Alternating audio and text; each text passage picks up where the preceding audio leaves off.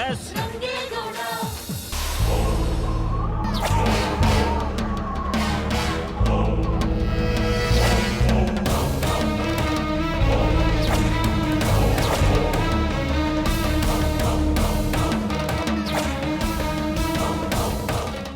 ಯಾಕೆ ಗುರುಗಳೇ ಆತ್ಮ ಜಾಸ್ತಿ ಹಠ ಮಾಡ್ತಾ ಇದೆಯಾ? ಆತ್ಮ ಇಲ್ಲಿದ್ರೆ ತಾನೇ ಹಠ ಮಾಡೋದು.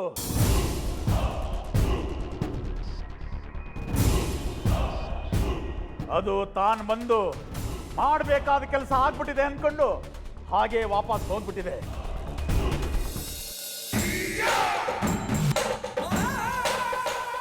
ಹೇ ಪದ್ಮಾವತಿ, ಬದುಕಿರನಾಗ ನನ್ ಏನು ಮಾಡಕ್ ಆಗ್ಲಿಲ್ಲ ಅಂತ ಈಗ ದೆವ್ವಾಗಿ ಬಂದಿದ್ಯಾ. ನೀನು ಸತ್ತ ಮ್ಯಾಗ ದೆವ್ವಾಗಿದ್ಯಾ. ಆದ್ರೆ ಈ ಕಾಂಚನ ಬದುಕಿರೋನಾಗ್ಲೇ ರಾಕ್ಷಸಿ ರಾಕ್ಷಸಿ ರಾಕ್ಷಸಿ.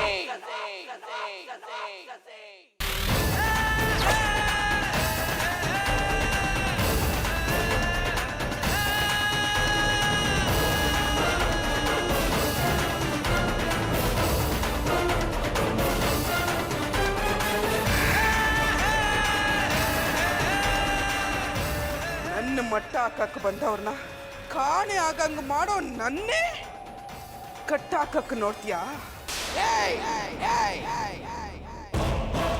ನಾನು ಯಾರಿಂದಾನೂ ಸಾಯಕ್ಕಿಲ್ಲ. ಭೂಮಿ ಮ್ಯಾಗ ಬದುಕಿರೋವ್ರ ಕೈನಾಗೆ ನನ್ನ ಏನೂ ಮಾಡ್ಕೊಳಕ್ಕಾಗ್ಲಿಲ್ಲ ಅಂತದ್ರಾಗೆ ಅತ್ಲಾಗೆ ಸ್ವರ್ಗಾನೂ ಇಲ್ದೆ ಇತ್ಲಾಗೆ ನರ್ಕಾನೂ ಇಲ್ದೇ ಇರೋ ಅಂತರ್ಪಿಶಾಚಿ ನೀನು ನನ್ನ ವಿರುದ್ಧ ದ್ವೇಷ ತೀರ್ಸ್ಕೊಳಕ್ ಬಂದ್ರೆ ನಾನು ಬಿಟ್ಟುಬಿಟ್ಟೇನಾ?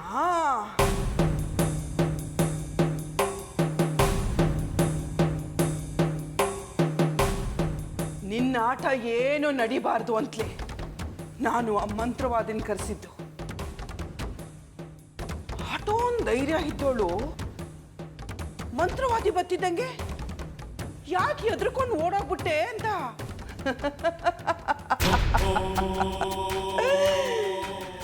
ಭಯ ಭಯ ತಾನೇ. ಅಷ್ಟೊಂದು ಭಯ ಇದ್ಮ್ಯಾಕೆ ತಿರ್ಗಾ ಈ ಅಟ್ಟಿನ ಕಾಲ್ ಮಡ್ಗೋ ಧೈರ್ಯ ಯಾಕೆ ಮಾಡ್ದೆ ಅಂತೀನಿ. ನಾನು ಈ ಅಟ್ಟಿನ ಕಾಲ್ ಮಡಗಿದ್ದು ನಿನ್ನನ್ನು ಸಾಯಿಸಿ ನೀನು ಅನುಭವಿಸ್ತಿರೋ ಈ ಐಭೋಗನೆಲ್ಲ ನಾನು ಅನುಭವಿಸಿ ಮಹಾರಾಣಿಯಾಗಿ ಮೆರಿಬೇಕು ಅಂತ.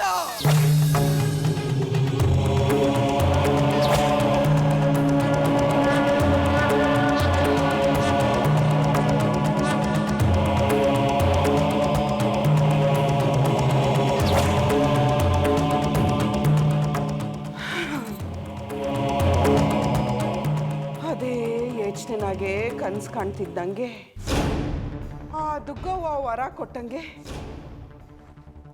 ನೀನು ಜರ್ದಾಗ ಹಾಸಿಗೆ ಹಿಡ್ದೆ. ಆಟ್ ಸಾಕಿತ್ತು ನಂಗೆ. ನಿನಗೂ ನಿನ್ ಗಂಡಂಗೂ ಗೊತ್ತಿಲ್ದಂಗೆ ಒಂದು ಈಟೀಟೆ ಇಸ ಹಾಕಿ ನಿನ್ನ ಶಿವನ್ ಪಾದ ತಕ್ಕೆ ಅಟ್ಟುಬಿಟ್ಟೆ.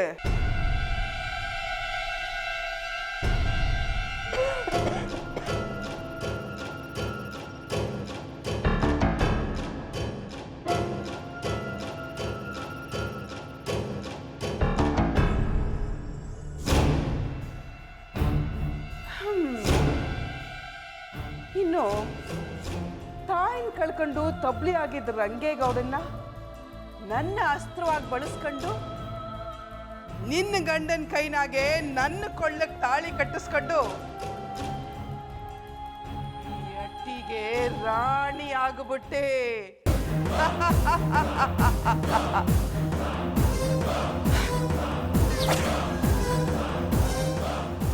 ಆದ್ರೆ ನಾನು ಅನ್ಕೊಂಡಿದ್ದೆ ಒಂದು, ಅದಾಗಿದ್ದೆ ಇನ್ನೊಂದು. ನನ್ನ ಹೊಟ್ಟೆನಾಗ ಹುಟ್ಟಿರೋ ನನ್ನ ಮಗ ಮಹೇಶನ್ ಕೈಗೆ ಚಿಪ್ ಕೊಟ್ಟು ಇಡೀ ಆಸ್ತಿನ ರಂಗೇಗೌಡನ ಹೆಸರಾಗಿ ಬರೆಯಾಕೊಂತಿದ್ದ. ಅದೇ ರಂಗೇಗೌಡನ್ನ ದಾಳವಾಗಿ ಬಳಸ್ಕೊಂಡು ನಮ್ಮ ಅಪ್ಪನೇ ನಮ್ಮ ಅವ್ವನ್ ಕೊಲ್ಲಕ್ ಬಂದಿದ್ದ. ಅದನ್ನ ನಾನೇ ನನ್ನ ಕಣ್ಣಾರ ನೋಡ್ದೆ ಅಂತ ಅವನ ಮಗನ ಬಾಯಿಂದಲೇ ಕೋರ್ಟ್ನಾಗೆ ಅವನ ವಿರುದ್ಧ ಸಾಕ್ಷಿ ಯೋಳ್ಸಿ ನಿನ್ನ ಗಂಡನ್ನ ಜೈಲಿಗೆ ಕಳಿಸ್ಬಿಟ್ಟೆ.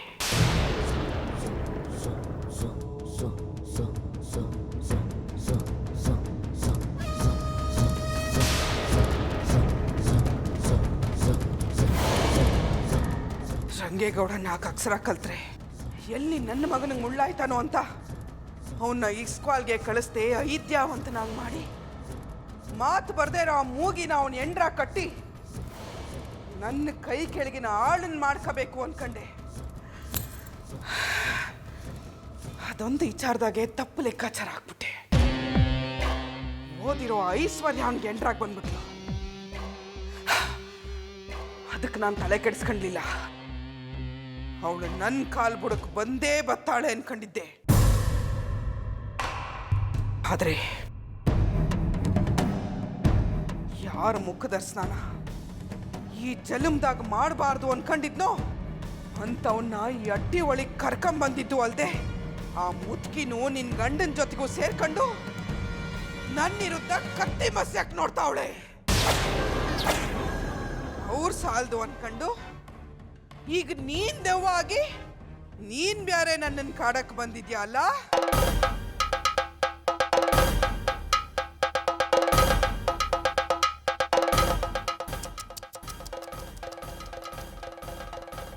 ಪಾಪ ನಿನ್ನ ಆಸೆ ಸಾಯ್ತದೆ ಅಂತ ನೀನ್ ಅನ್ಕೊಳ್ಳೇ ಇಲ್ಲ ಅಲ್ಲ? ಏ ಪದ್ಮಾವತಿ, ಮೆಟ್ಟಿಗೆನಾಗೆ ಕಲ್ಲಂಗೆ ಬೆಚ್ಚಿಗೆ ಮನಿ ಕಂಡಿರೋದ್ ಬಿಟ್ಟು ನನ್ನ ಜಾರ್ದಾಗ ಬಂದು ಮಾರಾಣಿ ಹಂಗೆ ನನ್ ಗೋಡ ಮೇಲೆ ಅಲಂಕಾರ ಮಾಡಕ್ ನೋಡ್ತೀಯ? ಕೊಡ್ತೀನೇನೆ ನಾನು. 23 ವರ್ಷ ಕಷ್ಟಪಟ್ಟು ಕಟ್ಟಿರೋ ಈ ಕ್ವಾಟೆಗೆ ನಾನು ಒಬ್ಳೆ ಮಹಾರಾಣಿ. ಇಲ್ಲಿ ನಿನ್ನೆಲ್ಲೂ ಬೀಳ್ಬಾರ್ದು. ಅಂತದ್ರಾಗೆ ಈ ಪಟ ಇದ್ದಾಗ ಬಿಟ್ಬಿಟ್ಟನೇನೆ. ಬುಡಕಿಲ್ಲ ಕಡೆ ಪದ್ಮಾವತಿ, ಬುಡಕಿಲ್ಲ ಅಂದ್ರೆ ಬುಡಕಿಲ್ಲ.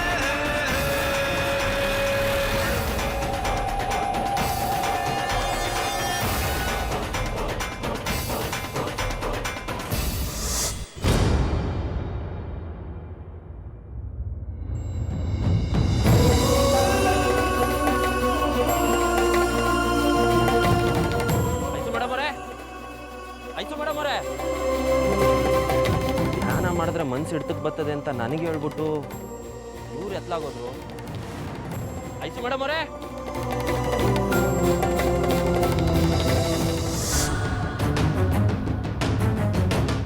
ಯಾಟೆ ನಿಮ್ಮ ಅತ್ತೆಮ್ಮ ಎಲ್ಲಿಗ್ರಲ್ಲ ಹೋದ್ರು? ಹಟ್ಟಿನಿಂದ ಬರುವಾಗ ಅತ್ತೆ ಕೊಟ್ಟು ನಾ ಗಡ್ಬಿಡಿಯಾಗೆ ಮರೆತು ಬಂದವಳಂತೆ. ಅದನ್ನ ಸಮಾಧಿಗೆ ಹಾಕಬೇಕು ಅಂತ ಹೇಳ್ತಾ ಇದ್ಲು. ಆದ್ರದಾಗ ಬರುವಾಗ ಎಲ್ಲೋ ಬೀಳಿಸ್ಕೊಂಡಿವ್ನಿ, ನೋಡ್ಕೊಂಡು ತಗೊಂಬರ್ತೀನಿ ಅಂತ ಹೇಳೋಗೋಳೆ.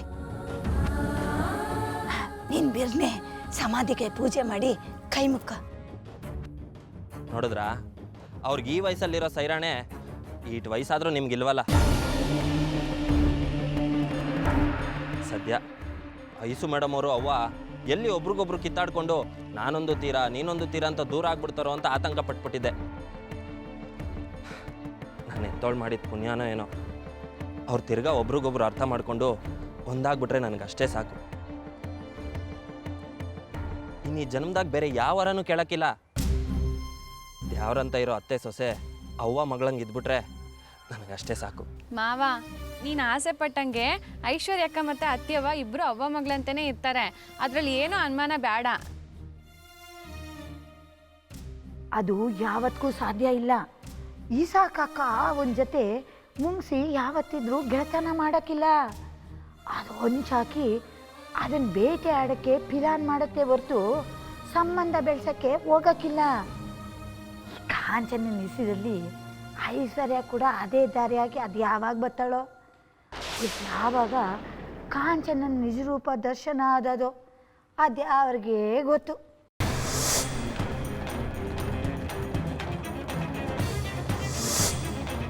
ವಾ, ಎಲ್ಲ ಕೇಳಿಸ್ಕೊಂಬಿಟ್ಟೆ. ಕೊನೆಗೂ ನೀನು ಓದಿರೋ ಬುದ್ಧಿನ ತೋರಿಸೇ ಬಿಟ್ಟೆ ಅಲ್ಲ. ಮರೆನಾಗಿ ನಿಂತು ಎಲ್ಲ ಆಟನೂ ನೋಡ್ತಿದ್ದೆ. ಅಂದರೆ ಈ ದೆವ್ವದ ಕಾಟ ಅನ್ನೋ ಆಟ ಆಡಿಸಿದ್ದು ನೀನೇಯ? ಯಾಕತ್ತೆ? ಯಾಕೆ ಹೀಗೆ ಮಾಡಿದ್ರಿ?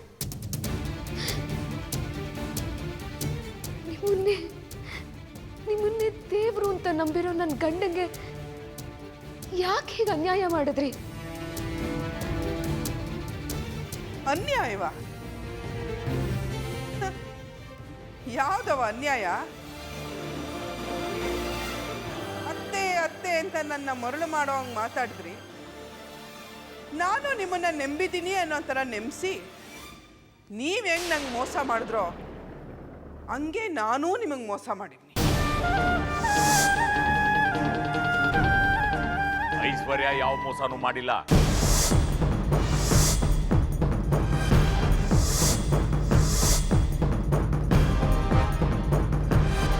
ಓದಿಕೆ ಆತಂಗೆ ಬೇಲಿ ಸಾಕ್ಷಿ ನೋವಂಗೆ ನಿಂದ್ ಬ್ಯಾರೆ. ಹಂಗಾರೆ ಈ ದೆವ್ವದ ಆಟ ಇಲ್ಲ? ಅದನ್ನ ನಾನು ಅವ್ವ ಸೇರ್ಕೊಂಡು ಮಾಡಿದ್ದು. ಯಾವ ದೆವ್ವನೂ ಇರಲಿಲ್ಲ. ಕಮ್ಲಿ ನಾಟಕಕ್ಕೆ ಸೇರಬೇಕು ಅಂದು ನಾನು ಹೇಳ್ದಂಗೆ ಕೇಳು, ಅವಕಾಶ ಕೊಡಿಸ್ತೀನಿ ಅಂತ ಹೇಳಿದೆ.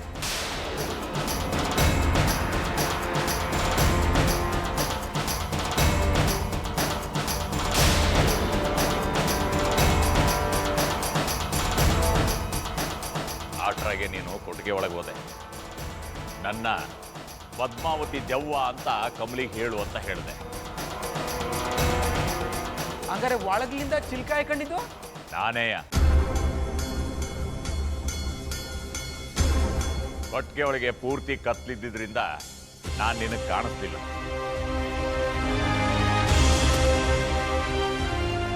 ಅದೇನೋ ಸರಿ, ಪದ್ಮಾವತಿ ಪೋಟ ಮ್ಯಾಕ್ ಮ್ಯಾಕ್ ಬಂದು ಮತ್ತೆ ಪೆಟ್ಟಿಗೆ ಒಳಗೆ ಹೋಯ್ತಲ್ಲ, ಅದೆಲ್ಲ ಹೆಂಗೆ ಅಂತೀನಿ.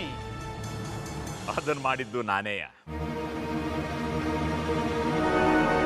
ನೀನು ಚಿಲ್ಕದ ಕಡೆ ನೋಡಿದಾಗ ಪಟ್ಟದ ಜಾಗ ಬದಲಾಯಿಸಿದ್ದು ನಾನು. ಆಗ ಅವ್ವ ಕಿಟಕಿಯಿಂದ ಸಾಂಬ್ರಾಣಿ ಹೊಗೆ ಹಾಕಿದ್ಲು. ನೀನು ಬೀಗದೆಸ್ಲಿಂದ ಕಾಂಚನ್ ತಾವ ಕೇಳಿದಾಗ ನಾವು ಅದನ್ನು ಕೇಳಿಸ್ಕೊಂಡಿದ್ವಿ. ಐಶ್ವರ್ಯ ನೀನು ಬರಕ್ಕೆ ಮುಂಚೆನೆ ಬುಡ್ಡಿ ದೀಪ ಸಾಯದಿಂದ ಬೀಗದೆಸ್ಲನ್ನ ತಂದು ಬಾಗ್ಲ ತೆಗೆದು ನಾನು ಕಮಲಿ ಮೊದಲು ಒಳಗೆ ಸೇರ್ಕೊಂಡ್ವಿ. ಅವ್ವ ಹೊರಗಡೆಯಿಂದ ಬೀಗ ಹಾಕ್ಕೊಂಡು ಹೊಂಟೋದು. ಆಮ್ಯಾಕೆ ನೀನು ಬೀಗ ಹೊಡೆದು ಒಳಗೆ ಸೇರ್ಕೊಂಡೆ.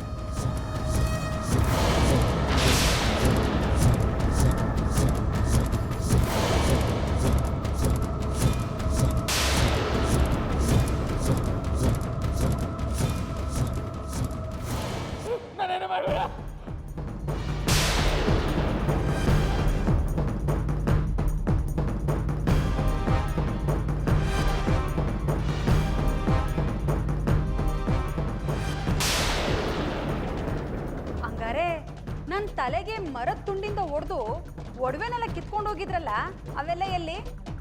ಕಣ್ಣ ಮುಚ್ಚೆ ಆಟ ಆಡುವಾಗ ನೀನು ಅಲ್ಲಿಗೆ ಬಂದೇ ಬತ್ತೀಯಾ ಅಂತ ನಮಗೆ ಮೊದಲೇ ಗೊತ್ತಿತ್ತು. ನೀನು ಅಲ್ಲಿಗೆ ಬಂದ ತಕ್ಷಣ ಅವ್ವ ಸನ್ನೆ ಮಾಡಿದ್ಲು. ಆಗ ನಾನು ಮರದ ದಿಂಬಿನ ಕೈ ಬಿಟ್ಟೆ. ಅದು ನಿನ್ನ ಹಣೆಗೆ ಹೊಡಿತು. ದೆವ್ವ ಅಂತ ಓಡೋದೆ.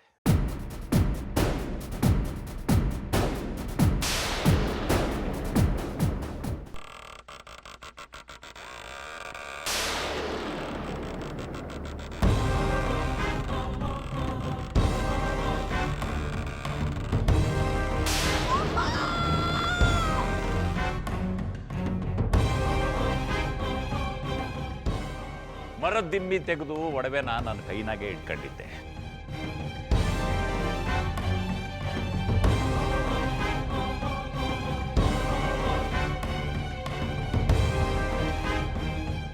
ಆಗ ಕಾಂಚನ, ಇನ್ನೊಮ್ಮೆ ನೀನು ಕ್ವಾಣೆನಾಗಿ ಹುಡುಕು, ನಾನು ನಿನ್ನ ಜೊತೆನಾಗೆ ಬರ್ತೀನಿ ಅಂತ ಬಂದ್ಲು. ಇಬ್ರು ಬರೋದನ್ನ ನೋಡಿ ನಾನು ಅಲ್ಲಿಂದ ಓಡೋದು. ಆಗ ನೀ ನಾನು ನೋಡ್ದೆ. ಆ ಒಡವೆನ ನೀನು ಕ್ವಾಣೆನಾಗೆ ಇಡಕ್ಕೆ ಅಂತ ಹೋದೆ. ಆಗ ನೀವು ಅಲ್ಲಿಗೆ ಬಂದ್ರಿ. ಅಯ್ಯೋ, ಹೆಂಗಪ್ಪ ತಪ್ಪಿಸ್ಕೊಳ್ಳೋದು ಅಂತ ವಿಚಾರ ಮಾಡ್ತಿದ್ದೆ. ಆಟ್ರಾಗೆ ಕಂಬಳಿ ಅಲ್ಲಿಂದ ಹೋದ್ಲು. ನೀವು ಅವಳನ್ನ ಹಿಂಬಾಲಿಸ್ಕೊಂಡು ಹೋದ್ರಿ. ಆಗ ನಾನು ಹೊರಗೆ ಬಂದೆ. ಹಂಗಾರೆ ನಿಂಬೆ ಹಣ್ಣಿನ ಬಣ್ಣ ಬದಲಾಗೋದಕ್ಕೆ ನೀವೇ ಕಾರಣನಾ? ದಿಟ್ಟವಾಗ್ಲೂ ಇಲ್ಲ. ಅದು ಮಾತ್ರ ಪದ್ಮಾವತಿ ಆತ್ಮನೇ.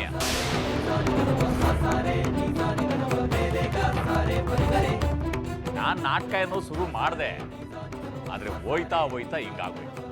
ಓ, ಇರ್ಬೋದು. ಮಂತ್ರವಾದನು ಒಳಗೆ ಕಾಲಿಟ್ಟಾಗ ಆ ಕಾಯಿ ತಿರ್ಗದ್ ನೋಡ್ಬಿಟ್ಟು ದೆವ್ವ ಅದೇ ಅಂತಾನೆ ಹೇಳ್ದ. ಆಮೇಲೆ ಮಂಡ್ಲಕ್ಕೆ ಕೂರ್ಸಕ್ಕೆ ಅಂತ ಆ ದೆವ್ವನ್ ಕರೆದಾಗ, ಇಲ್ಲ ದೆವ್ವ ಬಂದು ಕ್ಯಾಮೆ ಮುಗಿಸ್ಕೊಂಡು ಅಂಟೋಗದೆ ತಿರ್ಗಾ ಬರಕಿಲ್ಲ ಅಂತ ಹೇಳ್ಬಿಟ್ಟೋದ. ಅಂದ್ರೆ ದ್ವೇಷ ತೀರ್ಸ್ಕೊಳ್ಳೋಕೆ ಅಂತ ಬಂದ ಪದ್ಮಾವತಿ ಹಂಗೆ ಹೋಗ್ಬಿಟ್ಲಾ?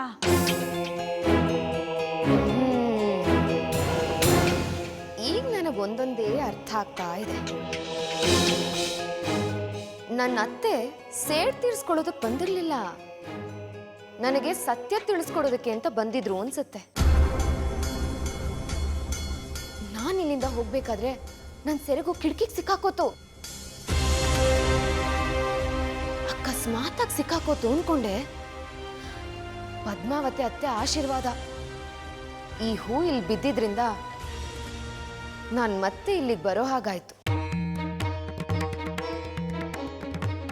ಅತ್ತೆ ತಪ್ಪು ಮಾಡಿದ್ದಾರೆ ಅನ್ನೋದನ್ನ ತೋರಿಸ್ಕೊಟ್ಟಿದ್ದಾರೆ. ಅವ್ರಿಗೆ ಅಷ್ಟೇ ಬೇಕಾಗಿದ್ದು ಅನ್ಸುತ್ತೆ. ಅತ್ತೆ ಮತ್ತೆ ಇಂಥ ತಪ್ಪು ಮಾಡದೇ ಇರೋ ಹಾಗೆ ನೋಡ್ಕೊಳ್ಳೋ ಜವಾಬ್ದಾರಿನ ನನಗ್ ಕೊಟ್ಟು ಹೋಗಿದ್ದಾರೆ. ಈ ವಿಷಯನ ಈಗ್ಲೇ ಏನು ರಂಗೇಗೌಡನ್ ತಾವು ಹೇಳ್ಬೇಕು ಅಂತಿದ್ಯಾ? ಅರೆ ಐಸಿ ಮೇಡಮ್ ಅವರೇ, ಇಲ್ಲೇ ಇದ್ದೀರಾ? ಅಲ್ಲ, ನೀವು ಒಂದೇ ಒಂದು ಮಾತು ನನ್ನ ತಪ್ಪು ಹೇಳಿದ್ರೆ ನಾನೇ ನಿಮ್ಮನ್ನು ಕರ್ಕೊ ಬರ್ತಿದ್ನಲ್ಲ.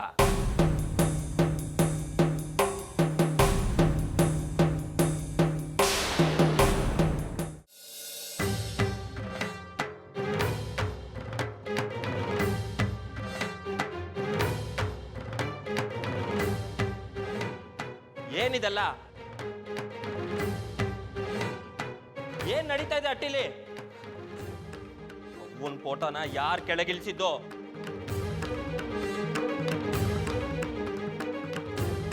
ಯಾರು ಇದನ್ನೆಲ್ಲ ಮಾಡಿದ್ದು? ಕೇಳ್ತಾ ನೀ ತಾನೇ, ಯಾರನ್ನ ಮಾತಾಡಿ. ಅದು ಇಷ್ಟು ವರ್ಷ ಪದ್ಮಾವತಿ ಅತ್ತೆಗೆ ತಿಥಿ ಕಾರ್ಯ ಅದು ಇದು ಅಂತ ಯಾವ ಪೂಜೆನೂ ಮಾಡಿಸಿಲ್ವಲ್ಲ, ಅದಕ್ಕೆ ಅವ್ರ ಆತ್ಮಕ್ಕೆ ಶಾಂತಿ ಸಿಕ್ಕಿಲ್ಲ ಅಂತ ಅತ್ತೆಗೆ ಯಾರೋ ಹೇಳಿದ್ರಂತೆ. ಅದಕ್ಕೆ ಅವ್ರ ಫೋಟೋ ಇಟ್ಟು ಪೂಜೆ ಮಾಡಿಸ್ತಾ ಇದ್ದಾರೆ.